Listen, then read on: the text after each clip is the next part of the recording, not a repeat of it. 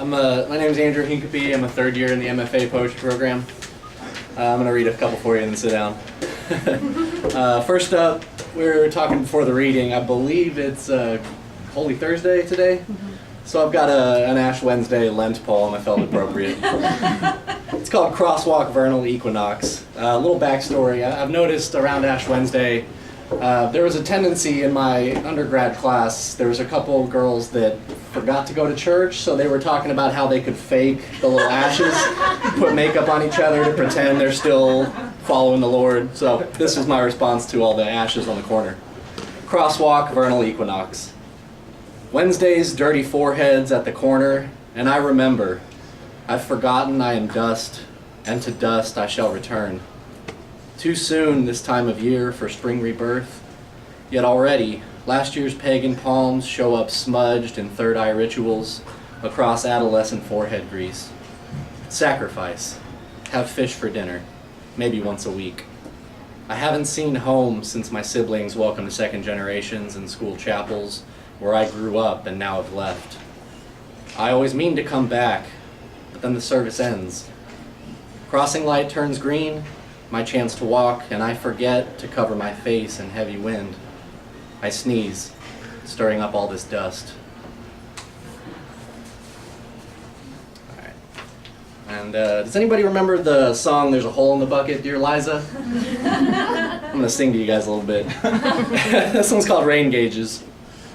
I'm looking for that full feeling, the overflow of rain gauges with their millimeter markers. Or is it centimeters that organize atmosphere in order of how much? Like the constant draining and refilling in a recycled song I once knew, when I could still recite, "There's a hole in the bucket, dear Liza, there's a hole." And my mother had to explain the edges of language so I wouldn't get lost on rules and repetition when I left familiar southern sun, the cycle of apartment stacks where neighborhoods develop impartial to cooperating hillsides. As all conversations hide the cracks in their foundations. And sure, Liza's answers rhymed, but I never liked the ending.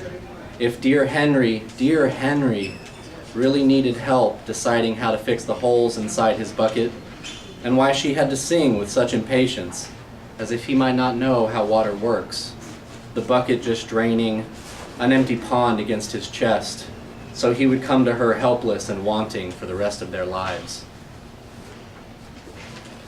And I'll close with something about Lake Tawakoni outside of Dallas. If you're not familiar with the Dallas area, my mom is in the process of building a house on some land out there.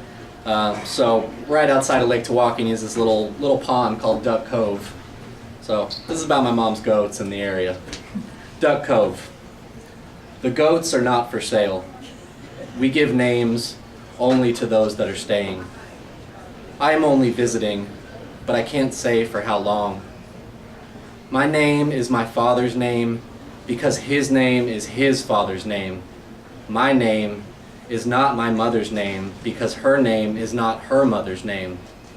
My mother's name keeps changing. My sisters may too find other people who will expect their names to change. We do not name the ducks because their bodies are for eating, not for remembering. We remember the chickens' names because we eat their eggs, not their bodies. Only the eggs are for sale. I am egg, and I am body, and I am named only because my mother found the language to remember me. Thanks.